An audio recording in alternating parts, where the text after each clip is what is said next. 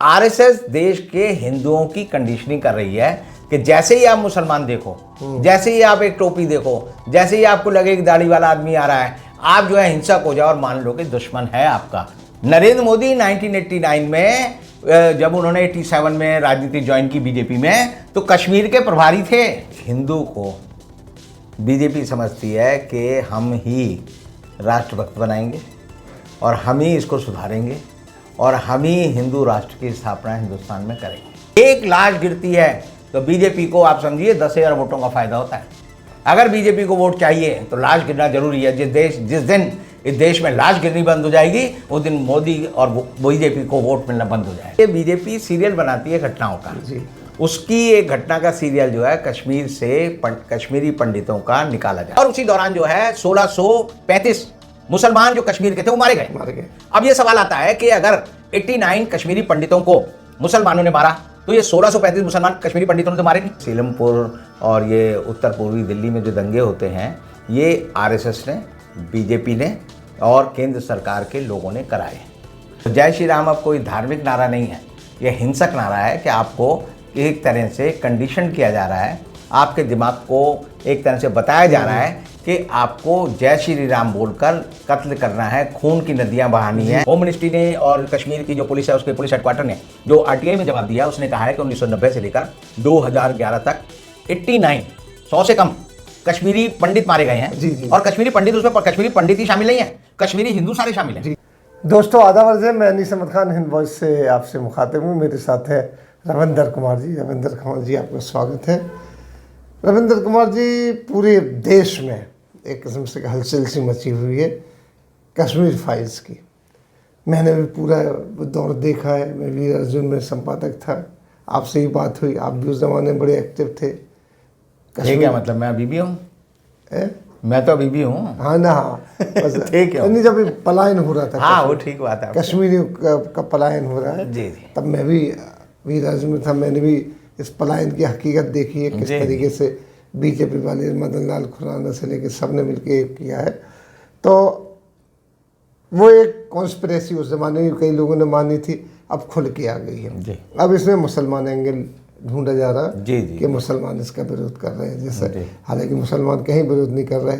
आज भी महाराष्ट्र के किसी इलाके में कुछ लोग बस से आ रहे थे, जय श्री राम करते हुए, फिल्म देख के लौटे थे, क्लैश हो गया तो सब ख़त्म करके उन्होंने कहा कि वो फिल्म देख के आ रहे थे तो क्लैश हुआ है।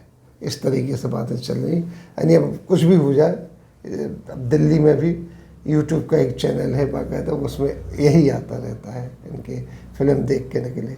तो ये आखिर किस लिए है आखिर सारा, ये आपसे पूछना चाहते हैं। देखिए, क्योंकि आप पूरे एपिसोड के आप भी चश्मदीद गवाह हैं। जी जी जी जी। देखिए, सबसे बड़ी बात है कि हिंदू को बीजेपी समझती है कि हम ही राष्ट्रभक्त बनाएंगे और हम ही इसको सुधारेंगे और हम ही हिंदू राष्ट्र की स्थापना हिंदुस्तान में करेंगे।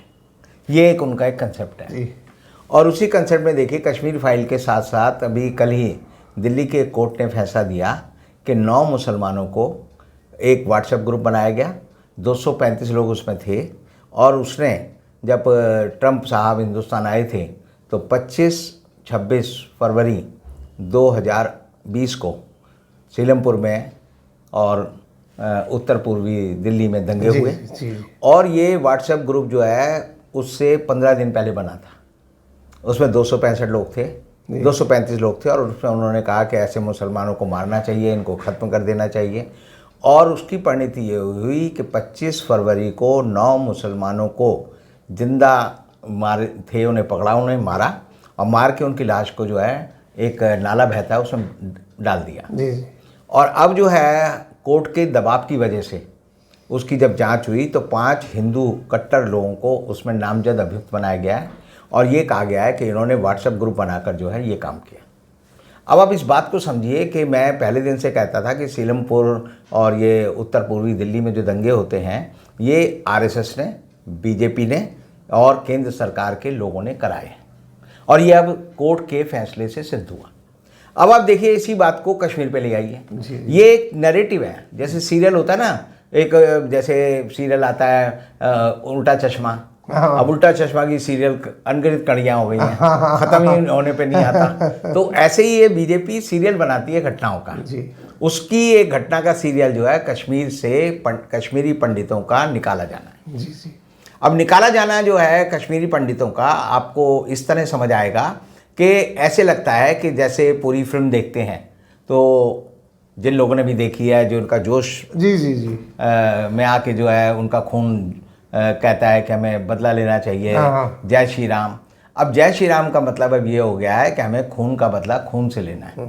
तो जय श्री राम अब कोई धार्मिक नारा नहीं है, यह हिंसक नारा है कि आपको एक तरह से कंडीशन किया जा रहा है, आपके दिमाग को एक तरह से बताया जा रहा है कि आपको जय श्री राम बोलकर कत्ल करना है, खून की नदियां बहानी है किसी ना किसी आदमी का। जब तक आप कत्ल नहीं करेंगे तब तक आप जय श्री राम बोलकर उसके जो है, जैसे आपने कहा बस में लोग आ रहे थे उनको साथ ऐसा हुआ, तो ये एक प्रक्रिया है जो इन्होंने बनाई है। पहले वो शंकर जी का नाम लेते थे, वो एक अलग नारा था, लेकिन अब जो प्रतीक होते हैं हर युग के, हर समाज के होते हैं।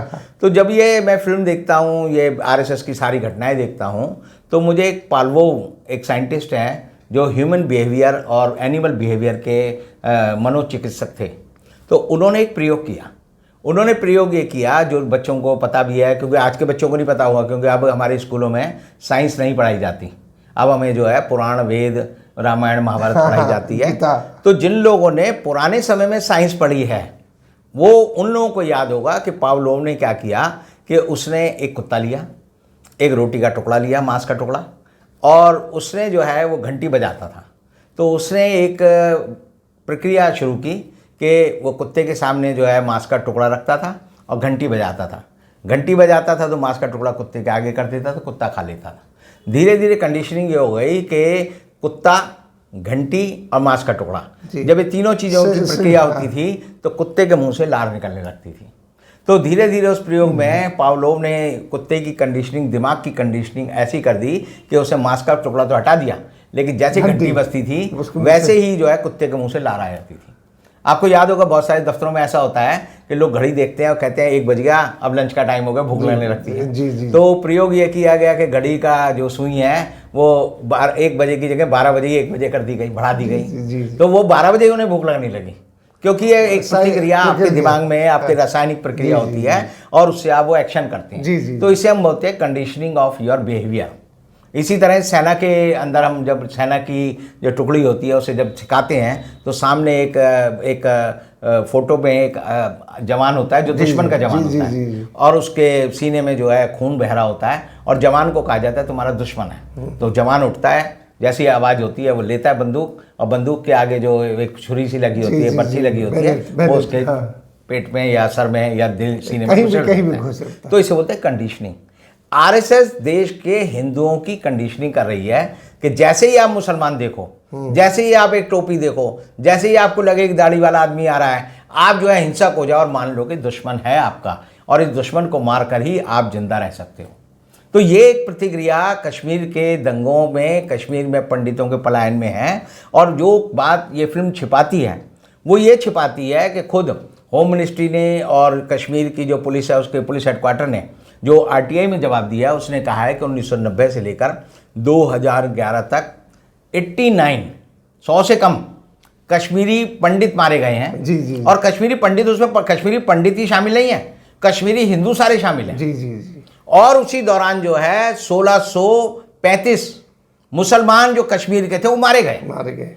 अब ये सवाल आता है कि अगर 89 कश्मीरी पंडितों को मुसलमानों ने मारा तो ये 1635 मुसलमान कश्मीरी पंडितों ने तो मारे नहीं, एक ने भी नहीं मारा। तो सवाल यह है कि इस सवाल का जवाब भारत सरकार को देना चाहिए कि क्यों भारत की कानून व्यवस्था, भारत की प्रशासनिक व्यवस्था को उस समय 1990 में जब 19 जनवरी में कश्मीरी पंडितों का पलायन शुरू हुआ तो लकवा क्यों मार गया? लकवा क्यों मार गया? बीजेपी की सरकार थी, बीजेपी के समर्थन से सरकार चल रही थी। जगमोहन जो कि इनके वहाँ के उस समय गवर्नर थे और सेंटर में भी मिनिस्टर रहे, बड़े इनके लाडले थे, और अटल बिहारी वाजपेयी तो बड़े लाडले थे। तो वो उस समय गवर्नर थे। एक भी गोली नहीं चली। किसकी नहीं चली? ना तो सेना ने चलाई, ना सुरक्षा बलों ने चलाई, ना पुलिस ने चलाई, क्योंकि उनको अनुमति नहीं थी आप गोली चलाएं। और किसने कहा कि ये गोली नहीं चलानी है आपको? मैं आपको बताना चाहता हूँ गोली ना चलाने का आदेश गवर्नर जगमोहन का था। जी जी वहाँ के देश के जो उस समय के मुफ्ती मोहम्मद शहीद जो जी, कि जी। वीपी सिंह के गृह मंत्री थे जी जी उनका जी, था। जी जी अटल बिहारी वाजपेयी और लाल कृष्ण आडवाणी जो उस समय कश्मीर के इस घटनाओं के दौरान वीपी सिंह की सरकार को बाहर से समर्थन दे रहे थे उनका था। और नरेंद्र मोदी का था। अच्छा नरेंद्र मोदी 1989 में जब उन्होंने 87 में राजनीति ज्वाइन की बीजेपी में तो कश्मीर के प्रभारी थे। अच्छा जो राम माधव का दर्जा था आप पिछले दिनों देखते जी, थे जी, जी। वो कश्मीर के मामले में नरेंद्र मोदी का था। और इसीलिए नरेंद्र मोदी 1992 में जो है जोशी जी जो थे मुरली मनोहर जी, जोशी जी, जी, जी। उनके साथ झंडा फहराने गए थे लाल चौक पे हाँ। क्योंकि वो कश्मीरी मामलों के प्रभारी थे। वो भी साथ थे। तो नरेंद्र मोदी इस बात का जिम्मेदार है कि क्यों पुलिस ने क्यों सेना ने जो लोगों का कत्ल कर रहे थे 89 कश्मीरी पंडितों को मारा और 1625 मुसलमानों को मारा कश्मीर के, तो क्यों पुलिस ने उनकी रक्षा नहीं की? वो रक्षा इसलिए नहीं की क्योंकि इनकी रणनीति थी कि ऐसा कत्लेआम होगा तो देश में हमें वोट मिलेंगे। जी एक लाश गिरती है तो बीजेपी को आप समझिए 10,000 वोटों का फायदा होता है। अगर बीजेपी को वोट चाहिए तो लाश गिरना जरूरी है। जिस दिन इस देश में लाश गिरनी बंद हो जाएगी उस दिन मोदी और बीजेपी को वोट मिलना बंद हो जाएगा। तो इनका एक निहित स्वार्थ है उस बात में। अब आप सबसे बड़ी बात है कश्मीर फाइल जो फिल्म है वो क्या नहीं दिखाती, वो ये नहीं दिखाती कि कश्मीर में पाकिस्तान के आतंकवादियों ने हमला किया था, उन्होंने कश्मीर के पंडितों को मारा था, उन्होंने कश्मीर में हिंदुस्तान के मुसलमानों को मारा था मुसलमानों को मारा था और मुसलमानों को हिंदुस्तान के मारा। और जो पहली मौत हुई थी जो कश्मीरी पंडित को एक्सोडस की बात होती है तो एक हलवाई नाम का एक आदमी था जो कि मुसलमान था, उसकी मौत हुई। उससे पहले एक मुसलमान जो कि पार्षद था उसका नेशनल कॉन्फ्रेंस का, उसकी मौत हुई। और उसकी मौत के बाद आतंकवादी तख्ती रख के गए कि हमने इसको मारा है। और वो कहाँ के आतंकवादी थे? वो पाकिस्तान के आतंकवादी। तो आप समझिए बीजेपी की पूरी रणनीति जो है वो ऐसी है कि देश में धार्मिक सद्भाव खत्म हो जाए, लोग मुसलमान को देखते ही उत्तेजित हो जाएं। और जैसा मैंने पावलोव का उदाहरण दिया उसके हिसाब से है कि जैसे ही मुसलमान को देखे हिंदू के मन में आए कि बस मारना। घंटी बज जाए अंदर। और ये इसीलिए जो ये कह रहे हैं कि जब योगी जी वो लेंगे शपथ अपने मुख्यमंत्री पद की तो 2 घंटे जो है मंदिरों में घंटी बजाई जाएगी। ये पावलोव की घंटी है, ये पावलोव की घंटी है।